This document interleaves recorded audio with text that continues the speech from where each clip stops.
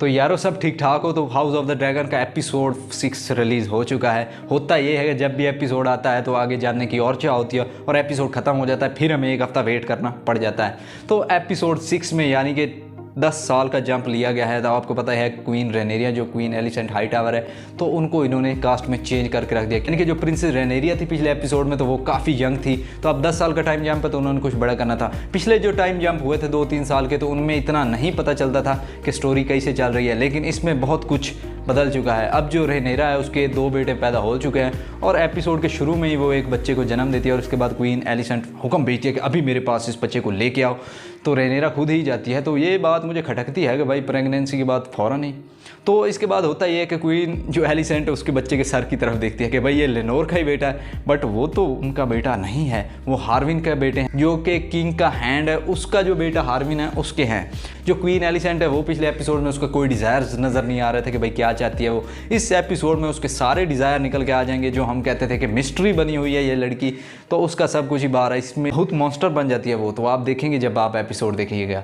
तो इसके बाद जो किंग विसेरियस है, हमने कहा था कि भाई पिछले एपिसोड में गिर पड़ा था कि शायद मर गया हो, लेकिन अभी वो जिंदा है भाई साहब। तो इसमें एक चीज़ और आपको बताता जाऊँ, जो क्वीन एलिसेंट का बेटा बड़ा एगोन है, तो वो काफ़ी बड़ा हो चुका है। तो उसका भाई जो है वो आपको जॉफरी की याद दिलाएगा, जो कि गेम ऑफ थ्रोन्स में था, खिड़की के ऊपर खड़ा होकर अपना हिला रहा था।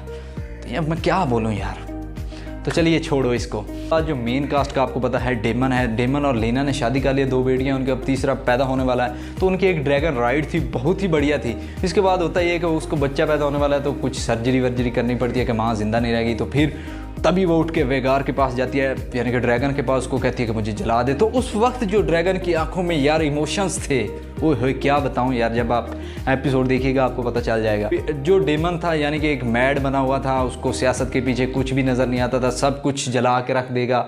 अपनी भतीजी से भी शादी करने के लिए तैयार था इस पॉलिटिक्स के लिए, बट इसमें एकदम ही उसका भाई बहुत शांत और एकदम चेंज हो गया है। तो इनकी यार थोड़ी सी स्टोरी लीना और डेमन की बताते, बट ऐसा कुछ नहीं, उन्होंने बहुत बड़े चेंजेस किए। कुछ लोगों को ये चेंजेस खटक सकते हैं। सब कुछ बदला है इस एपिसोड में, एक चीज़ नहीं बदली, वो है सर क्रिस्टन। वो वैसे के वैसे ही हैं, उसकी एज भी वैसे ही लग रही है और वो वैसा ही है। तो ओवरऑल मुझे यार एपिसोड काफ़ी अच्छा लगा। तो मुझे तो भाई अगले एपिसोड का बहुत वेट है।